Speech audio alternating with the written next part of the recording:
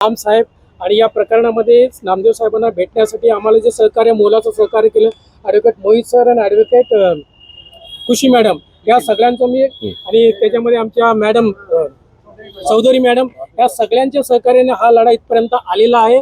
आणि आज आपल्या व्यस्त प्रोग्राममधून स्वतः जाधव साहेब आपल्यातल्या वेळातला वेळ काढून आपल्या सगळ्या लोकांना संबोधून वरती ज्या पद्धतीने प्रेशर निर्माण करायला पाहिजे त्या पद्धतीने प्रशासनिक त्याचप्रमाणे कायदेशीर प्रेशर निर्माण करून जे इंजेक्शन द्यायला पाहिजे त्या पद्धतीने इंजेक्शन दिलेलं आहे।